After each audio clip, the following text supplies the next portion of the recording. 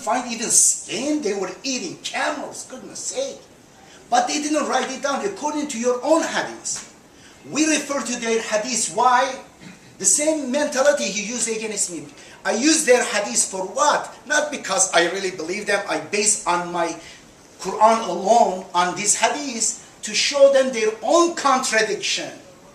When I show some hadiths in verses regarding verse 9, 128, it is not a matter epistemologically I am in contradiction. I am relying on that to show those who are opposing me. Here is your own book. These are the hadiths that you believe about chapter 9, verse 120. Therefore, I see the same confusion here too. Anyway, I know that I was not supposed to respond this one, but this was the chance to hit back.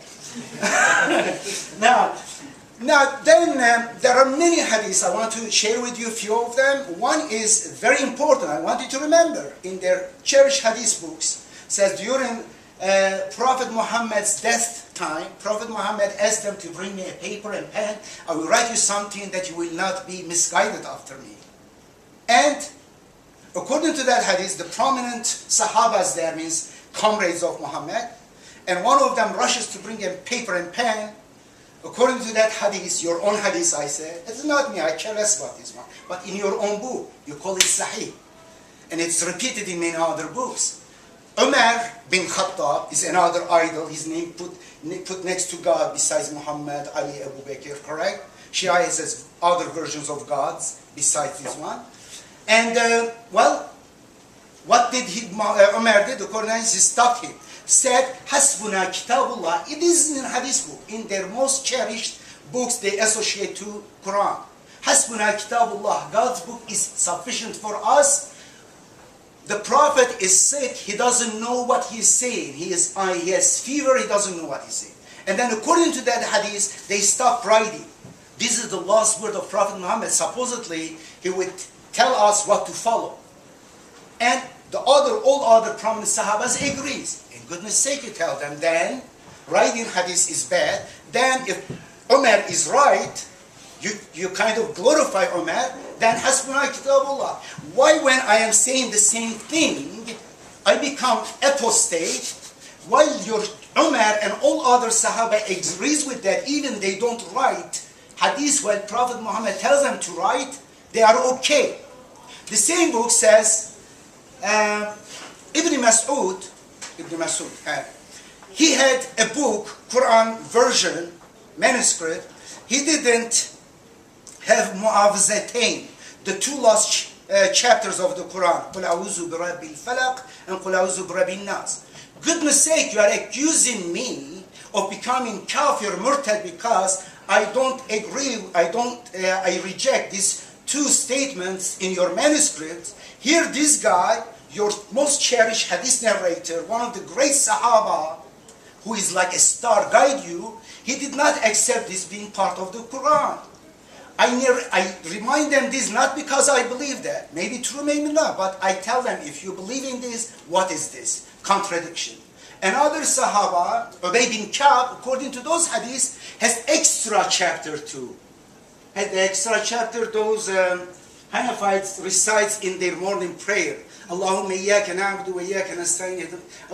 Not either. Allahumma inna nasta'inuka. Yeah, Allahumma inna nasta'inuka wa nastaghfiruka wa nastahdik. According to he had added this, he thought this is from the Quran. Therefore, their hadith book is full of contradiction. And the Quran says for the Quran, La rayba fihi. There is no question, there is no doubt about it. But their hadith book is so much full of doubt. And therefore they put these doubts according to their own methodology of fabricating lies and classifying lies. They call it usul hadith. It is a great ilm, as if I didn't study that. But they impress people who don't know Arabic with some Arabic term, or this is such a great alim, he studied usul al-hadith, means the procedure of fabricating lies, justifying lies, classifying lies, and selling lies. That's it. What happened, another thing, is betraying the Quran, and the only complaint of the messenger in the Quran is mentioned in chapter 25 verse 30. وَقَالَ رَسُولُ يَا رَبِّي إِنَّ قَوْمِ اتَّخَذُوا هَذَا الْقُرْآنَ مَهْجُورًا the messenger will say, "Oh my Lord, my people have deserted the Quran." Exactly this happened. And the history is murky. I studied history. For example, just Imam Azam, it's called Abu Hanifa. If you critically look at his life, this guy was a monotheist guy. He rejected hadith. He was accused by falsifiers, by those so-called ulema who tried to flatter the tyrants of the time. He was accused of not following hadith. He was imprisoned during Umayyad times, then Abbasid times. But later, when he became public hero, there were a lot of monotheists at that time. But the corruption started from top. And then he has a kind of mythological, he is a great hero. They use his name. In his name, Imam Abu Yusuf and Ahmed made up a sect using hadith and stuff. And just I want to tell you how the corruption of Islam, the Jahiliya, the teaching of Jahiliya, ignorance, came back. Through the Quran could not be. Quran was protected by God. But they found a big hole through narrating stories through Prophet Muhammad. Just look at hadith about Mehdis.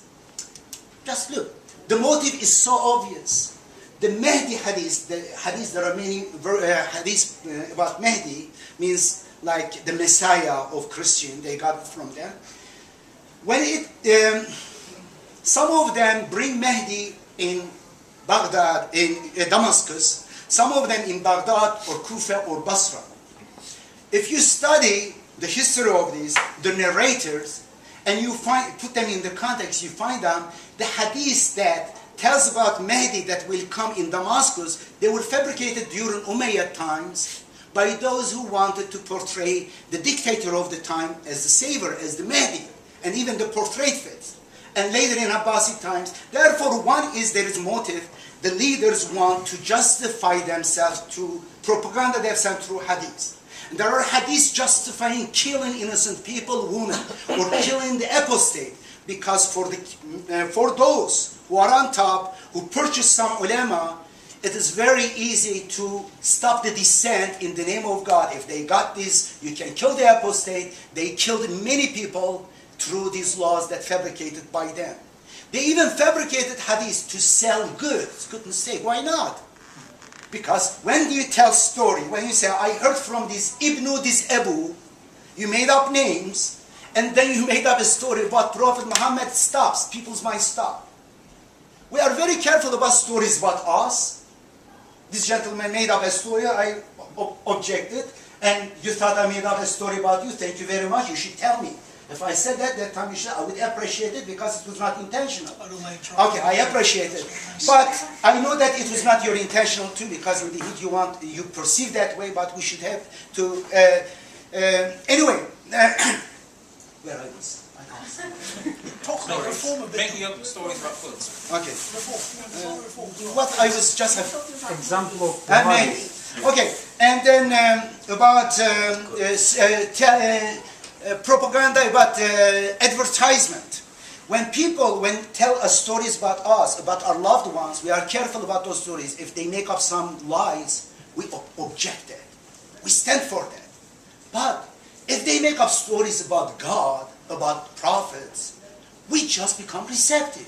We become zombies. Whatever they tell us, I believe, I believe. Interestingly, we become proud of that. I am a believer.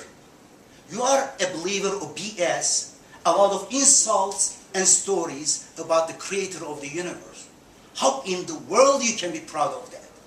And many people, unfortunately, in churches you cannot ask a question. In mosques you cannot ask questions. You cannot question the imam. The Quran says the other way. The teaching of Bible, original Bible, is the other way. Who are the opponents of Prophet Muhammad? They were the most religious, dogmatic people. They were theocratic oligarchy in Mecca. They didn't deny God. In fact, they say we are believers in God. We follow Abraham. They had other saints and stuff, intercessors between God. They made up stories about God. And what about Jesus? He stormed the Pharisees, the temple. He says you turn God's house to robbers' den. The religious people are the biggest enemies of God. Religious people, when I say this, religious clergymen. Because they distort, they create idols, human idols, in order to justify their authority, control over people. If you say to people, La ilaha illallah, there is no God except the God. In fact, it starts from atheism. La ilaha, the structure is very important. You reject every dogma, everything. If someone wants to become Muslim, I say reject everything. About God, about things, about book. You don't need to accept Quran. Think about first eliminate yourself from stories about extraordinary stuff. And then search and then accept. First denial and then clean the house from dogmas and stories. But when you say La ilaha illallah, you become a free person. You, between you and God, no holy person, no edip, no this guy go. You only listen to the words and follow the best. And we are equal. I cannot save you, you cannot save me. In the day of judgment, I am responsible of my own deeds and beliefs, and you are the same.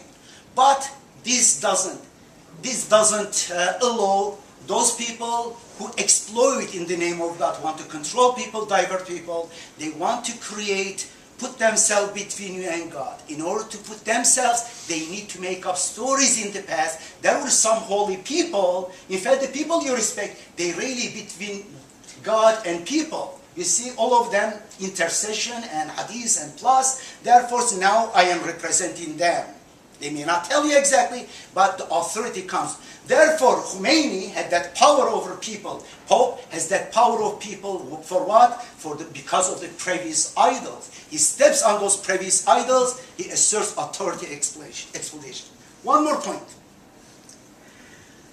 I don't know, in Turkish it's very common, but I don't know whether in English, but in Turkish because it rhymes, when something rhymes, people swallows it faster, easier.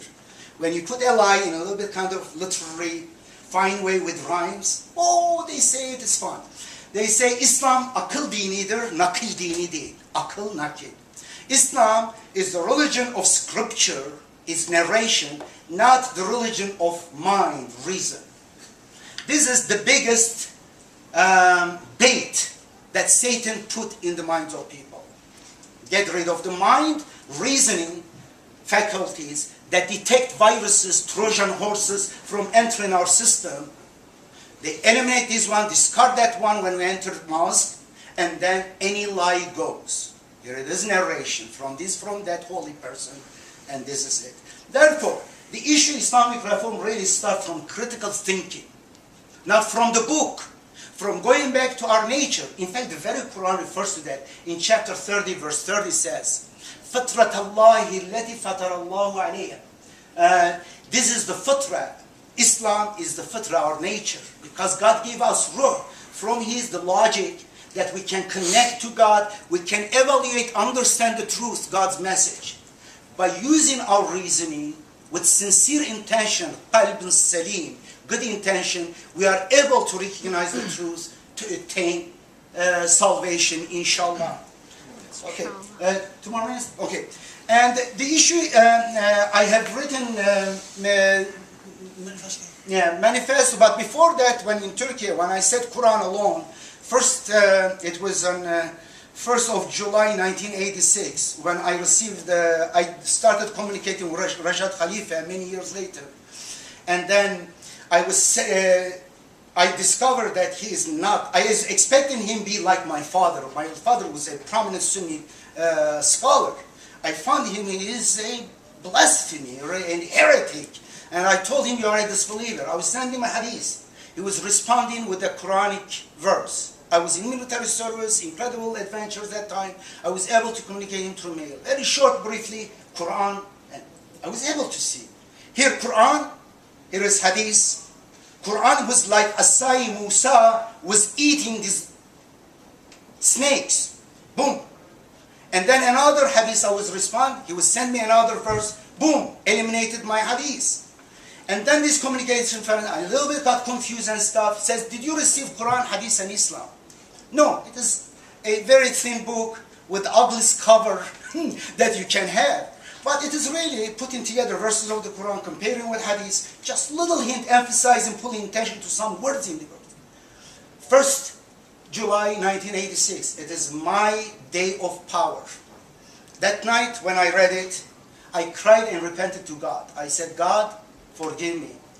I put my life at risk for this so-called Sharia, so-called Mazahibs and Hadiths. I end up in Turkish prisons. I went to Iran for that, to have revolution based on this, to bring these things. And God forgive me, and I will try my best to promote the message Quran alone. From that point, Alhamdulillah, I am through my books and things, and I am very grateful that I have this gentleman, and I hope that you are too. I don't know, but you seem very angry with me.